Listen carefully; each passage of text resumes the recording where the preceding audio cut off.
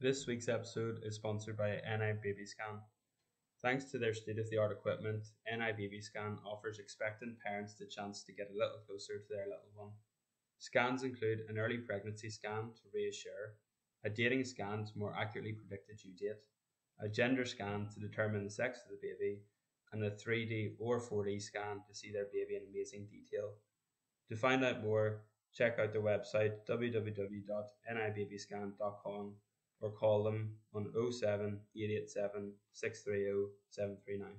Hello everyone, and welcome back to episode 11 of Nuggets Don't Fry. As always, Mr. Graham Crawford is joining me. Good afternoon, sir. Well, lads, good to be back for another one here. Long time no see, but yeah, and as always, Mr. Ollie Webb, who by the looks of it might be in his bathroom at the moment. Would I be right in saying? Improvised adapt to overcome, yeah. Best Wi-Fi signal in the house. So yeah, I've got the locked door bathroom here to myself for half an hour, so that should be good. Very innovative. And our guest today is Scottish international Murray McCallum. What's up, Murray? What's the crack? Hi, gents. How are you getting on? Thanks for having me on. Nice to meet you all. Yeah, so we'll start off with our traditions here. What we're all drinking. I'm on the Lucasade Zero pink lemonade. Pretty decent, like it definitely needs some mixer, to be honest. So that's what I take from that. Ollie, what about yourself? Following my icon Ronaldo, I'm going to stick to the water this week. No sponsorships in this video, unfortunately. You do share a lot of similarities with Ronaldo. Oh yes, got the finishing touch. Crawford, what about yourself, sir? I'm on the water as well, but I'm using a new cup from one of our big supporters, Rachel Allen, so shout out to her. Murray, what about yourself? Amber extra for me tonight. Obviously, pretty kind of stereotypical for a Scotsman, but it's you can tell the difference with the extra. I'm not going to lie, the extra is the sugar. It's like the Coke Zero version of Iron Brew. It's not quite got the same taste, but being a prop, if I'm going to drink my calories, I'll normally drink them in beer, not fizzy juice. Is that the old recipe you're on, or the new one? No, I think it's only the new one for the extra. Oh god, yeah, they go mad for the old recipe there. Like, oh yeah, that's a cracker. That's so like crack when it first came out. I don't get the hype, but I guess I'm not a Scottish man, so. Oh, it tastes good, like. Right. So Murray, yeah, for any of our Irish listeners who might not be familiar with Scottish rugby, could you tell us a bit about yourself and how you got to where you are at the moment? Quick background, grew up in Dunfermline, which is just north of Edinburgh over the bridge in Fife. Played there for the first kind of 15, 16 years of my life, and then we moved up to Strathallan School on a rugby scholarship, which I was lucky enough to get a scholarship there. The kind of private school sector in Scotland, where a lot of the rugby kind of comes through, just because that's where a lot of the scouts go to those games. Obviously, they've got the SRU link with the cups played at Murrayfield and things, so just got a better exposure there. Played Scotland 18s after school, didn't get offered anything after 18s, and then I moved up to Aberdeen to do geology and petroleum geology. I was a bit of a nerd at school in terms of my subjects. I quite like geography and chemistry, so I was like, Aberdeen, oil, money, sound, not particularly environmentally minded back in about 7 years ago now. You were a suit. Yeah, exactly. A bit different, but I only did about kind of 6 months there because I played Scotland 20s, played for Aberdeen Grammar up there in the second tier of the kind of Scottish amateur game, and then moved down to Edinburgh after my first year of under 20s and got a kind of place in the academy down here. Played for Heriots, loved it there, loved the club game. That was when it wasn't Super 6 yet, it was still the kind of Prem stuff. We won everything that year, which was class. That was one of the best years I've had at rugby. 19 years old, living the dream with the Prem 1 club, it was class. from there, I was still in the academy for another year. They actually offered me a 2-year academy deal because they kind of maybe thought it was going to take a bit longer for me to kind of get through things. They punted a few boys down to London Scottish to have them develop in the champ. Little did they know that every prop in Edinburgh was going to keel over that year. And then they had 20, 21-year-old, incredibly overweight, underfit Muzz playing played 21 games that year for Edinburgh. That was kind of like my breakout year coming in, which was good fun. And then been at Edinburgh ever since 2015, 2016, joined the academy. 2016-17 was kind of my first few games as a pro, and then was capped in the Six Nations of 2018. And it's been a tough few years since then, personally, but here we are now, and I've finished up with the club. I'm not too sure what club lies next. That's still in the balance. COVID's kind of played funny buggers with the market. Things are taking longer, leagues are going on longer, clubs' budgets are tighter, so there's a few conversations still to be had, but I'll still be playing. Have you had any chat with Ulster? Any chat with Ulster, to be fair. Ulster would be a cracker. It's a lovely place. Love playing at King's Pan, or as the kind of the staunch locals call it, Ravenhill Ravers.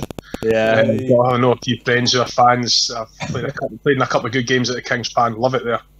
And obviously, Dan McCallum was my forwards coach when I first played for Scotland, and Roddy Grant I kind of trained with when he was finishing up, and then started coaching me at Edinburgh. So, it's a cracking setup there. We've a lot of contacts in Ulster now, so we can put a word in now. This there we go. That sounds good to me. I would be happy to have you. I was just going to ask there, Murray. Actually, you described quite a long pathway through a lot of clubs, and whatever.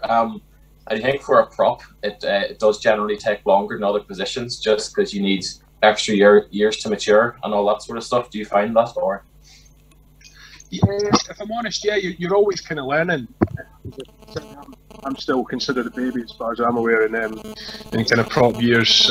I'm only 25, so touch wood, everything goes all right. Another kind of 10 years or so in the business wouldn't be too bad. Yeah, if I'm honest, in my respect, I think the best thing about it is throw them in the deep end, see if they sink or swim, because then that'll be the kind of first. That's you can normally tell pretty early how they're going to get on. And luckily, I swam. Still tread water for a bit, mind, but I swam. Fair play. A baptism of fire. Well, if I'm honest, that's it. Sometimes that's all. And coaches sometimes need that pressure to play a youngster. For them and the youngster, and then you just hopefully things kind of pull through. Absolutely, yeah. The peak years for a prop would be sort of 26, 27, more so than wingers, which would be sort of 22, 23, and yeah, exactly. Luckily enough, we don't need to run too quickly, because the young boys are the fast ones, and the wingers tend to lose a bit of speed. And thankfully, hopefully, if I keep my legs ticking over, I'll be all right. Murray, when you were coming through Strathallan, what's the process like to get scouted for one of the big private schools and to get on a scholarship, especially for a prop? I was. It was a Fife under 15 kind of trial day. So, like for the regions in Scotland, young age, there's quite a lot of regions. There's 4 main ones, which is Calais, Borders, Glasgow, and Edinburgh.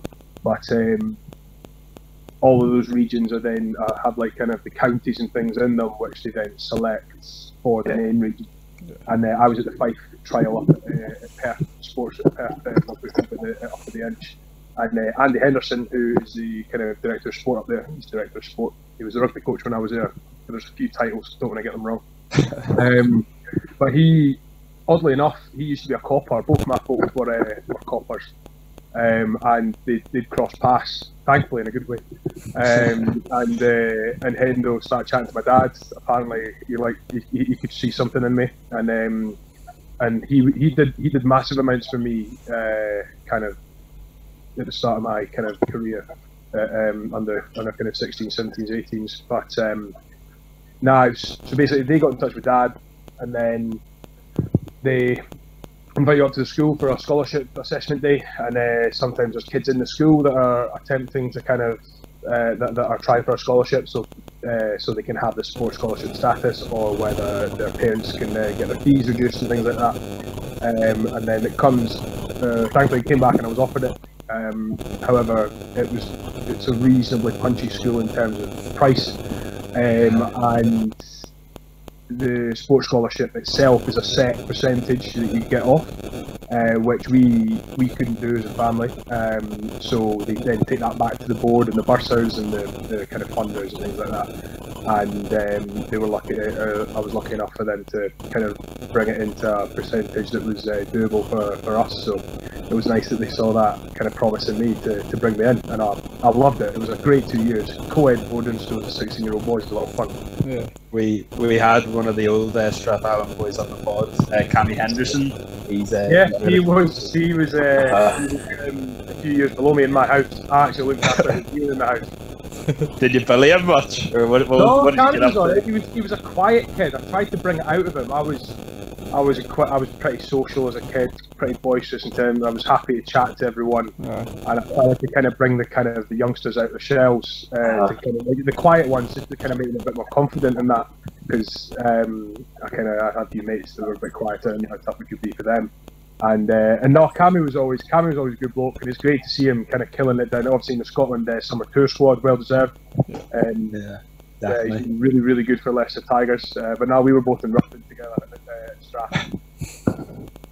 Yeah, well, if anyone did bully him back then, they struggle to do it now anyway. So Yeah, you did. he's a big fella. I wouldn't say anything to the bloke, he's muckle. And just on the Scottish school things, then in Ireland, it's really the schools is the main way to sort of get into the provinces and the international team eventually. Is that the same in Scotland, or is the club route quite a good route to get there as well? I'd say, especially with Super 6 coming in by as well. Well, Super 6 coming in, a lot of people are still being drafted through academies. Most of the time they are picked up from the kind of private schools. However, you'll see young boys like Paddy Harrison, who, like, we've actually got quite a few boys out there. Paddy Harrison's a youngster who's come through Peebles and the Borders. Luke Crosby, who's done incredibly well at Edinburgh recently. He's on the Scottish Summer Tour squad as well. He came through Livingston and was scouted through there. You do see loads of guys. Charlie Shield, Royal High School, which is a state school and club. But yeah, I'd say it's easier. People get an easier ride and have more exposure in the kind of private school game. Okay, yeah. I take my hat off to guys who were able to do it purely through the club game, because that is incredibly tough. I wasn't always going to be in that kind of private school game. I was lucky enough to kind of just get myself there through a contact, which was nice. But nah, guys, it can be done, but it is a tougher way to do it. You have to be incredibly talented, I would say. And if I'm honest, hard working and definitely. sticking at it. Because a lot of kids will drop off if they are just playing club rugby. A lot of them will drop off because they'll get bored. Obviously, as you're going to get to kind of 15, 16, 17, there's like birds coming away, parties, drinking, things like that. And folk find, can they be bothered going down to training on a Tuesday and Thursday night? Yeah. No. A lot of guys, not really. Like, they start smoking things, so things just start getting in the way. But it is a tougher route. But again, it's a testament to boys' hard work. And talent as well, but hard work comes a massive way if they come through just the club system. Yeah. Oh, good stuff, yeah. Yeah, club's always hard to go through now, from what I've heard. So whenever you were at Strathallan, you played for Scotland under 20s and under 18s. Would I be right in saying that you started off as a loose head and then played a few games at tight head as well? No, actually. I started off as a tight head at school.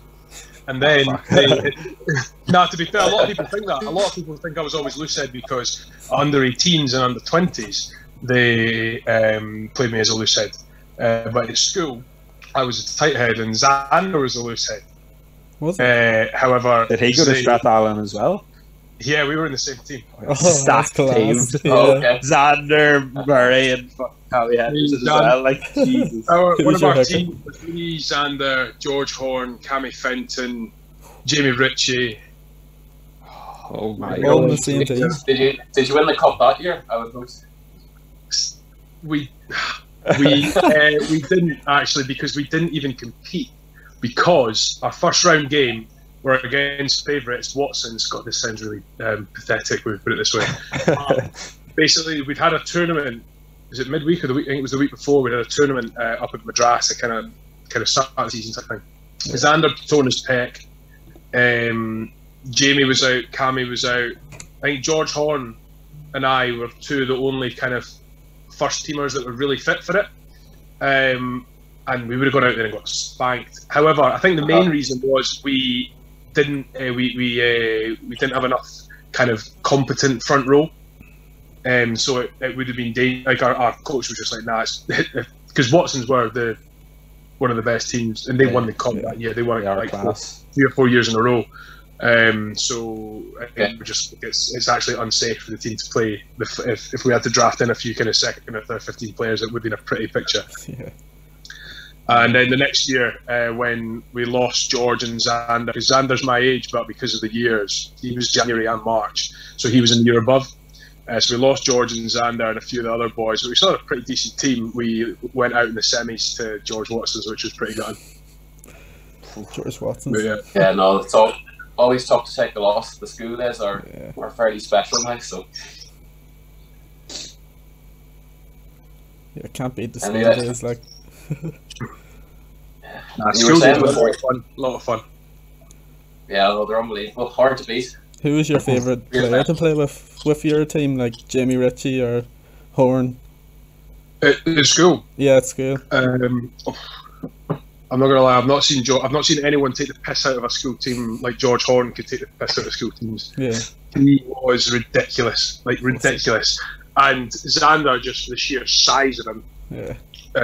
And Jamie was an incredibly, and still is, an incredibly talented school player, and his his leadership kind of skills from back then as well. I've been lucky enough to play with a few decent players growing up.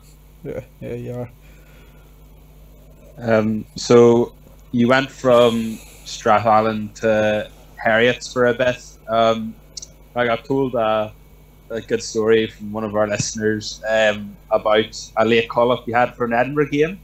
Oh yeah. That was in that first year that I ended up kind of playing quite a lot of games.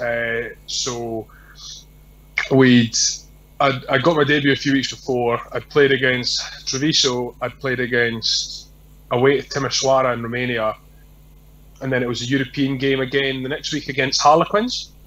And WP was back fit. And I was like, fair enough, the guy's world class. Of course, they're going to drop the school kids or the youngster. That's all good. So understandable. And this was when I'd started kind of transitioning back to tight head for adult rugby. So I started the game for Heriot's. Heriot's was a 3 o'clock kickoff, and Edinburgh was a 3:15 kickoff. So we're playing against Stirling. First scrum of the game, got a scrum pen. I was like buzzing, class. Adult rugby, getting a game at tight head, feeling good. Then a few minutes later, I scored a try. I was like, bloody hell, game's going great. Easy. And then it got to around the kind of 9-10 minute mark, and fair play, the boy bummed me in the scrum, gave me a penalty, and they're setting up to kick to 3. And I was like, right, cool, fair enough. We'll take the 3 points. I'll take that on me. And then my mate Fish, he was kind of helping out with the technical area, and he was like kind of going up like that to the thing to the kind of radio in his ear, and he was like, Maz, come here. So I was like, surely no. Stevie Laurie, who's now the coach at Edinburgh, was my forwards coach at Heriot's at the time. I was like, Stevie, come on, surely you're not getting me off just yet. One bad scrum. And then Fish goes, mate, your dad's outside in the car, you need to get to Murrayfield pronto. That's when Rory Sutherland had his shocker of a double groin rupture in the warm-up. He was sprinting both his groins. Rough. Which you'll find there's a couple of pretty harrowing reads, but really good articles on Suzz's kind of fight back, and obviously now he's going to be alive, which is unbelievable.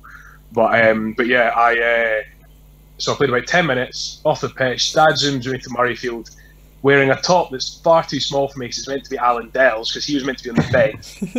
So squeezing into that top, still wearing Heriot's like blue wrist tape and things, And then sit on the bench until about 7 minutes to go. Come on, play the last 7 minutes. We win the game. So I've played 2 games of rugby, only 17 minutes, but won 2, so I'll take that. Yeah. What a story. That's brilliant. You didn't need a warm up anyway. You were ready to go. Oh mate, yeah, raring to go. My heart rate was through the roof. Buzzing with a try as well. Oh, 100%. It's class. And how many caps in would that have been for you then for Edinburgh? What now? Or no, then. whenever you did that, like how That was my third competitive game. Jesus. Yeah, And it was a European game, you said, was it? yeah, it was. It was in the Challenge Cup.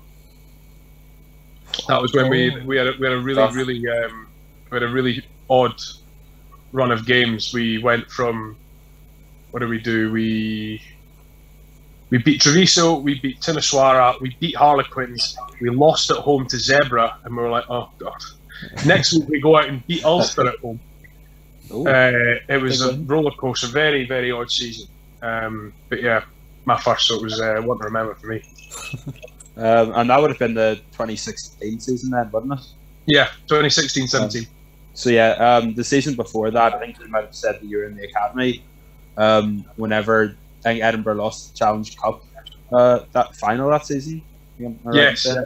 What was the crack like then? Like I know you're in the academy, but did that trickle down, like the disappointment and stuff? Well, that was, if I'm honest, we had little to no affiliation with Edinburgh then, being very young academy players, because that was when it was the new BT Sport Academy. They tried to make it very separate. So we actually didn't have much affiliation with the main squad at all then. It was then in the next kind of few years, even though they've kind of got the BT Academy and they've got the clubs and things, they've tried to align it a lot closer, because you can't isolate kids or like young adults from men and training with men and playing with men, because that's how they get better. Yeah. So I think they've slowly to keep the academy's identity, but they've slowly kind of trickled it in to kind of reigniting the kind of relationship between the two. Fair enough. Of course, if you have Lions and internationals in the squad, you want to learn from them and all the rest. So 100%, absolutely, definitely for the best now. So, and just on that, then, who do you think has helped you the most throughout your career? Would it be Sander Fagerson or any other older heads, maybe, or anyone stick out?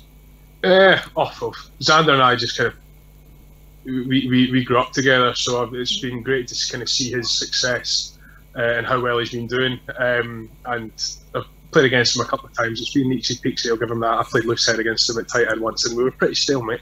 So that was all good. That was fine. You'll be saying that in the pub in 40 years' time. Yeah, that boat. Come on now. But no, it's been different stages. I needed a kick up the arse at school, and Andy Henderson gave me that.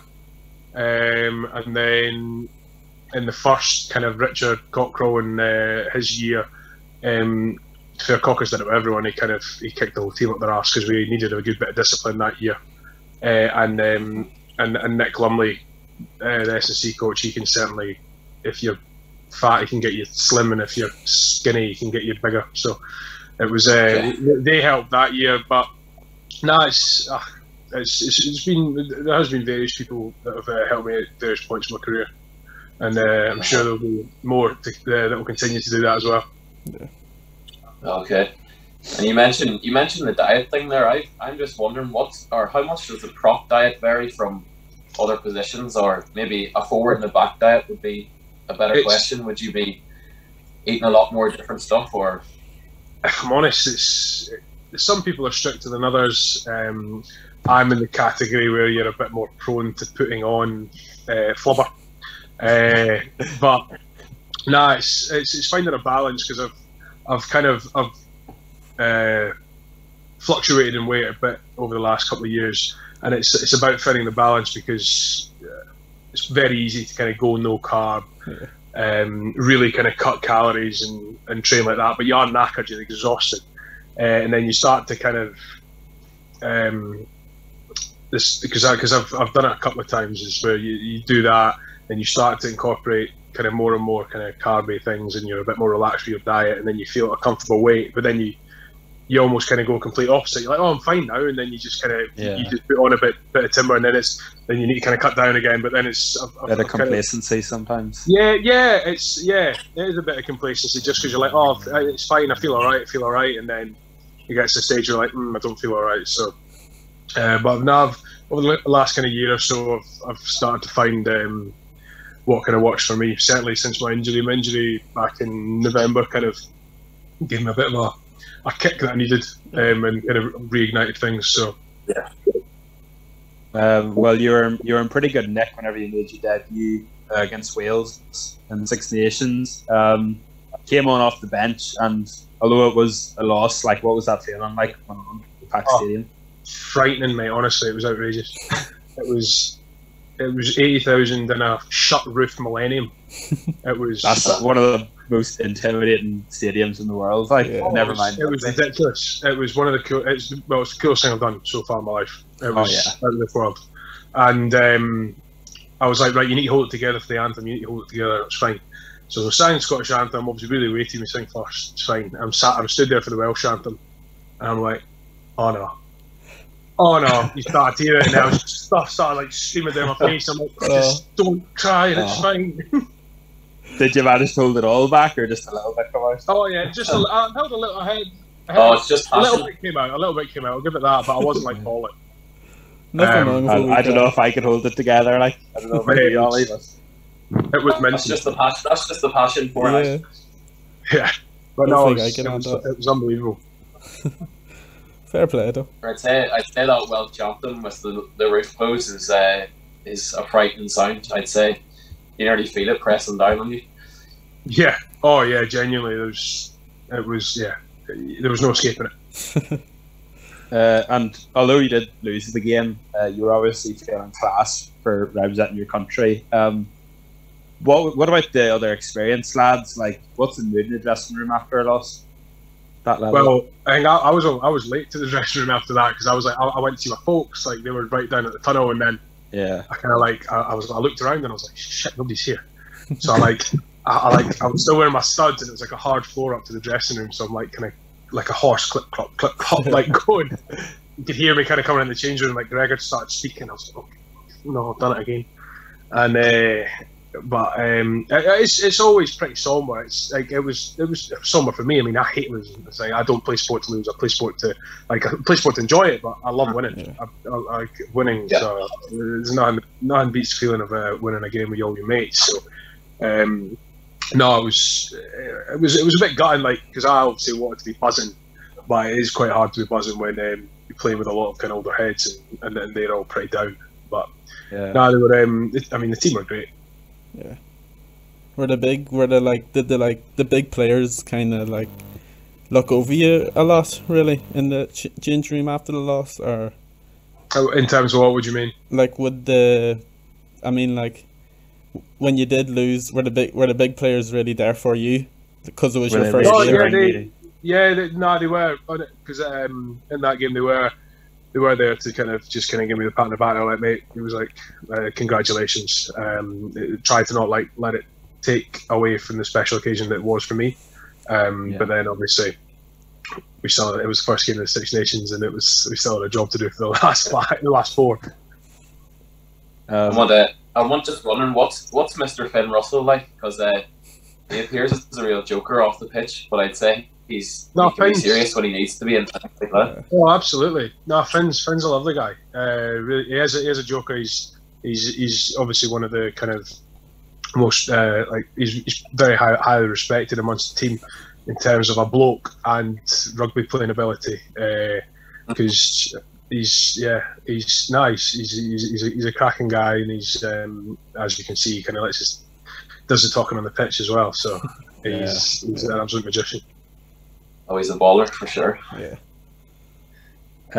Whenever you went to the American Canadian squad, was it like a different kind of mood? Because obviously it's still tests, but you're not playing for any trophies or anything, and they kind of took a little bit of a less experienced squad and give a few caps. Like, what was the main differences between being in the Six Nations squad and the Summer Tour squad? It was obviously you still kind of play to win, but it's about kind of building as a squad and kind of getting boys that kind of tour experience and things. And again, nobody wants to lose a game of rugby. So everyone was still kind of going out for the win, and that America game was always very disappointing for us and the team.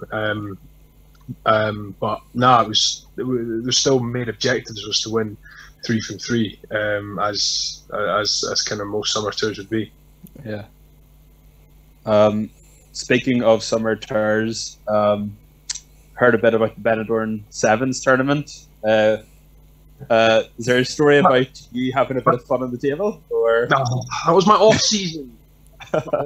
Enjoying myself. there's No, I no went such away. thing as off season? I went away with a few there. I was just dancing on a table. I didn't go through it or anything. It just might cracked. I never said you did. I never said you did. Mary. Yes, that might happen. But no, that was a really fun few days. There was a few, because it was obviously with Henriette's, and it was I just kind of went along on a jolly. Those boys were playing sevens. I was a water boy, and that was a lot of fun in the heat. Good crack. Would you recommend a sevens holiday? Highly. Friday to Monday. Oh, that'd be mental. Jeez. Friday to Monday, perfect. Early Friday flight, early Monday flight, home. Graham, Sounds you're like playing you'll in just win it. you're playing the Edinburgh Sevens, Graham, aren't you? Yeah, I'm playing in the Edinburgh Sevens. Hopefully, Oh, you're then not Mercedes playing Sevens. When's that again this year? there. 31st of July, 1st of August. 31st of July, 1st of August. Yeah. Perfect. If you want to come down and watch some um, good rugby, my mate then runs go that, ahead. so I'll certainly be along. Yeah, I'll be playing for the mailmen, so The look out mailmen, for us. I'll Yeah, look out for Perfect. yeah. I'll be number 8. Look. But Do they have number 8 Gonna in deliver. sevens? Gonna Well, deliver first number class. is it? Is that first sub or what? it's just my number. Okay. It sounds like I'll be first up to starting. me. I hope. Oh, right.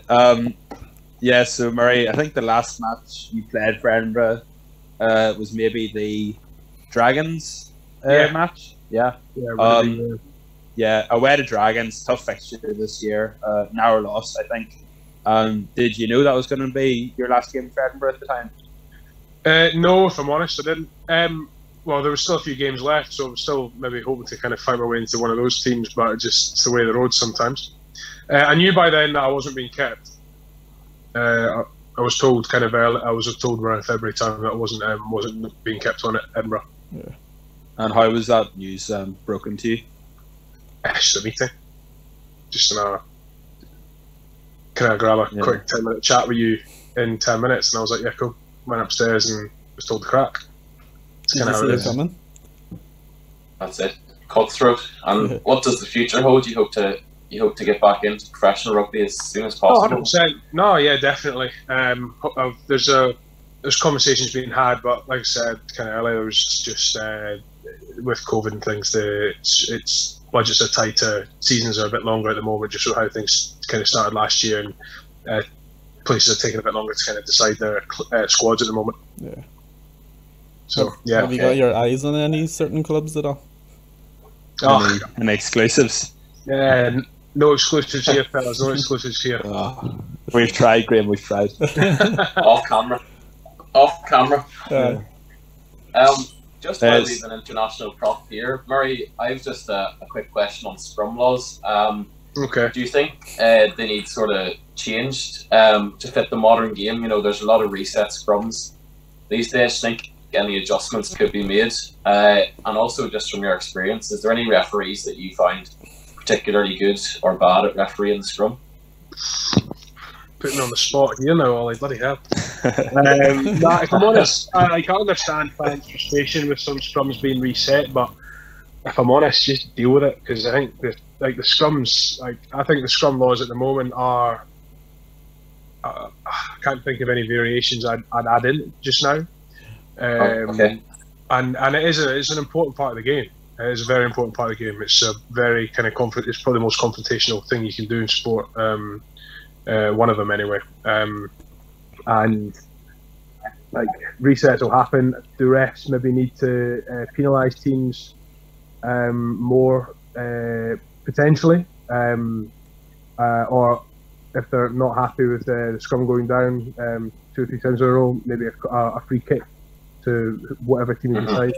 I don't know. I don't make the laws. Do referees have any referees ever been in a scrum? No. No. They've got a check sheet. They've got a check sheet, and they've got the rules. But it's difficult. It's difficult for anyone. But the second rows don't really know what's going on in scrums half the time. It's only really front row. So it is a difficult position for refs to be in when they're in that position of kind of power and they need to assert the laws and things like that. When they can only go off what they know. So.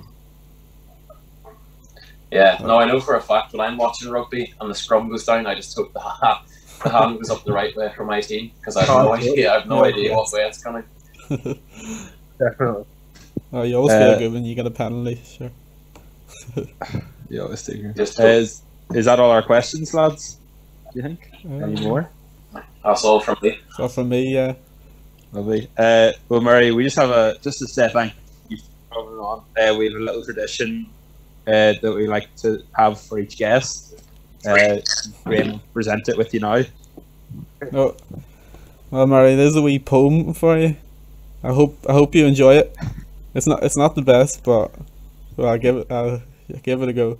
So, not the best by your standards. Or well, maybe your standards probably. Okay. Right. He's a Dunfermline man, a Strathallan man, but now he's an Edinburgh man. We'll maybe see you in an Ulster shirt someday. He's represented Scotland at all levels, a big achievement we must say. Hopefully see him starting for his country sooner than later. Good to have you on, Murray, and can't wait to see you in the future and becoming the starting tight head for the Scottish rugby. Bravo, Crawford. Good man, Graham. Oh, brilliant! Yeah, best one. Yeah, best one. Yeah. On that note, I'd like to thank Graham Crawford for his poem and being a great host, as per always. Cheers, lads. Yeah, cheers for having me, Chapman. And Mr. Ollie Webb from doing the business in his bathroom. Cheers, Chappy. Cheers, Murray. Thanks very much. Yeah, and thank you, Murray, for coming on as well and being a great crack. Thanks very much for having me, fellas. Yeah. Hope it's been alright. Thanks, Murray. Oh, brilliant. Yeah, so that's it for this episode. We'll hopefully try to get one out next week if we can. So tune in for some more Pro Baller interviews. Thanks for listening. Cheers. Cheers. Lovely, lads.